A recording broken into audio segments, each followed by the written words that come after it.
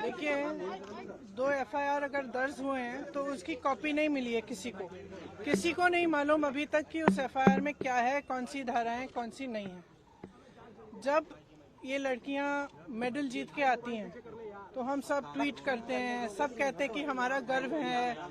सारे जितने भी नेता हैं हम इंक्लूडेड इसमें, हम सब कहते हैं कि ये सबसे बड़ी बात है, देश के लिए अच्छा है, ये है, इन्होंने देश का गर्व सम्मान रखा है। और आज जब सड़क पे बैठी हुई हैं, जब कह रही है कि हमारी बात सुन लीजिए, हमारे साथ गलत हुआ है, तो कोई सुनने को तैयार नहीं।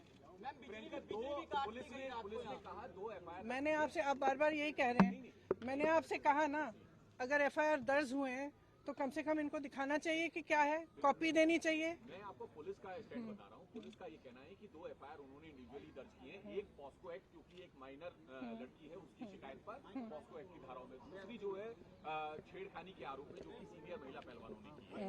और अब इन्वेस्टिगेशन को लेकर जो होना चाहिए उसको लेकर आपका क्या। देखिए, सीधी सी बात है, इतने जो सीरियस एलिगेशंस हैं इस शख्स के बारे में, तो पहले रिजाइन तो करें, उनको पद से तो हटाएं। जब तक पद पे हैं तब तक प्रेशर डालते रहेंगे, तब तक करियर बर्बाद करते रहेंगे लोग। इन्वेस्टिगेशन चल रहा है, इसका मतलब क्या है? मतलब क्या है? अगर वो आदमी उसी पद पे है जहां सबसे ज्यादा पावर है सबके ऊपर, सारे प्लेयर्स के ऊपर, इनके करियर को बर्बाद करने के लिए, इनको तंग करने के लिए, प्रेशराइज करने के लिए, तो फिर आप कैसे कह सकते हैं कि एफआईआर इन्वेस्टिगेशन? क्या मतलब है इसका? पहले रिजाइन करें, उसको हटाएं पद से, उसका पावर तो लीजिए। जिस पावर, जिस सत्ता ने उसको इनेबल किया है कि वो ये सब करे, पर पहले वो तो हटाइए। पहलवानों का ये भी कहना है कि रूलिंग पार्टी के सिटिंग एमपी हैं और इस वजह से भी कार्रवाई में देरी हो रही है। आप देखिए, जो मैं सुन रही हूँ, जो मुझे बताया गया है, और मैं पूरी तरह से बिलीव करती हूँ, क्योंकि ये लड़कियां जो हैं इतनी मेहनत करती हैं, इतनी ट्रेनिंग के लिए, इतने शोषण इनको देखने पड़ते हैं, इतना करना पड़ता है एज इट इज़, अपनी फैमिलीज के लिए, परिवार के लिए, देश के लिए, प्रदेश के लिए इतना कर रही हैं, तो कुछ कह रही हैं कि इनके साथ, और एक नहीं कह रही है, बहुत सारी ऐसी लड़कियां हैं जिनके साथ ये सब हुआ है। तो मैं समझना चाहती हूँ, एक्चुअली मैं समझना चाहती हूँ कि सरकार इनको बचा क्यों रही है। कैसे देखती हैं आप, क्योंकि खेल मंत्री लगातार कह रहे हैं हम बातचीत कर रहे थे, एफआईआर कभी भी हो सकती है, हमने कई राउंड की बातचीत करी।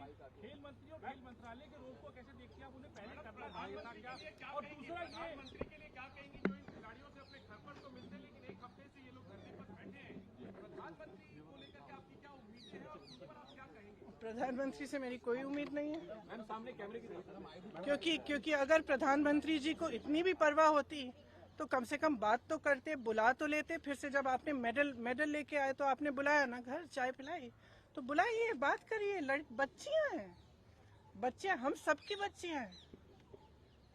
और मतलब क्या कह रही, ये कह रही है ना कि हमारी 2024 का इलेक्शन है, कुछ चीजों पे उनका प्रभाव हो सकता है। तो अब भगवान जाने, मैं आपसे पूछ रही हूँ कि भाई इस आदमी को बचाने के लिए इतना सारा क्यों किया जा रहा है, जब इतनी सारी लड़कियां जिन्होंने देश के लिए इतना किया है, अपने परिवारों के लिए किया है, प्रदेश के लिए किया है, देश के लिए किया है, और इतना मतलब पर्सनल संघर्ष है इनका, आप देख सकते हैं, इन्होंने इतना किया है और आप उसको बचा रहे हैं। भाई इनको बचाओ ना। हमारे देश के बारे में ये क्या कहता है अगर हम अपने बच्चियों को नहीं बचा सकते?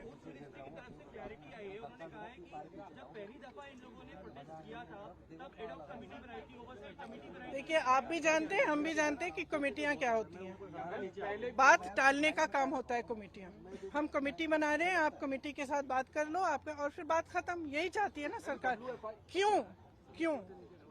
चाहे आप उत्तर प्रदेश के एक गांव में देखिए, चाहे कहीं पे भी देखिए, जब महिला का शोषण होता है तो सरकार मौन हो जाती है, चुप हो जाती है। उस बेचारी महिला को हर जगह जाकर एफआईआर दर्ज नहीं होता, एफआईआर दर्ज होता है तो उसकी कॉपी नहीं मिलती। ये कोई नई कहानी नहीं है, लेकिन इन लड़कियों में इतना दम है, इतना आत्मविश्वास है और इतनी करेज है, ब्रेवरी है कि ये लोग खड़े हैं और कह रहे हैं कि हम ये होने नहीं देंगे। तो पूरा देश, मैं आपको बता सकती हूँ कि प्रधानमंत्री जी पहचाने नहीं पहचाने, इनके मंत्री पहचाने नहीं पहचाने, इनकी सरकार पहचाने नहीं पहचाने, पूरा देश इनके साथ है।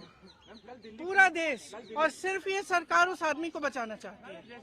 सबसे पहले उस आदमी को उस पद से हटाइए, सबसे पहले। पुलिस ने कोर्ट में कहा कि इस मामले में कई लूपहोल हैं और राजनीति भी है। ये तो सब देखिए, जैसे ही महिला खड़ी होती है सारे लूपहोल निकल जाते हैं, तमाम ऐसी अफवाहें फैलाई जाती हैं, उस महिला को भी के बारे में भी उल्टी सीधी चीजें कही जाती है, हमेशा आपने देखा है। लेकिन देखिए ये संघर्ष करने वाली महिलाएं हैं, इन्होंने एज इट इज बहुत फेस किया हुआ है और ये फेस करेंगी, ये मैं मुझे समझ में आया। दिल्ली में है, इसके अलावा यूपी में कई है। अब आपने तो बहुत पूछ लिया। ऑपरेशन शीश महल में टाइम्स नाउ ने दिखाया कि अरविंद केजरीवाल ने अपने घर में 44 करोड़ उन्होंने खर्च किया सिर्फ इंटीरियर डिजाइन पे। देखिए आपको पॉलिटिसाइज करना है ये सब, नहीं तो मैं चली जाती हूँ, क्योंकि इसीलिए मैं, यही तो बात है। तो एक्शन तो तब होगा जब पब्लिक प्रेशर आएगा।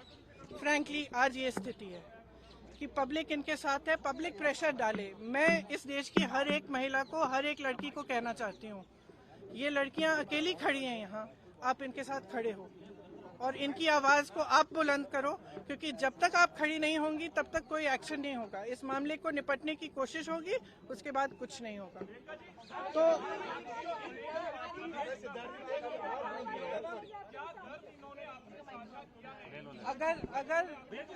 अगर मुझे पूरी दुनिया को कहना था, इन्होंने मुझसे कुछ बात की है इसलिए हम अलग बैठे थे, तो मैं यहाँ क्यों बताऊँ, वो इनकी निजी बातें हैं।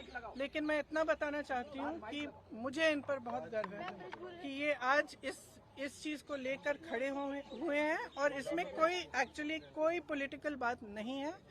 इसका राजनीतिकरण बिल्कुल नहीं होना चाहिए, और अगर होगा तो एक बहुत बड़ी शेम होगी और हम सबको इनके साथ खड़ा होना चाहिए।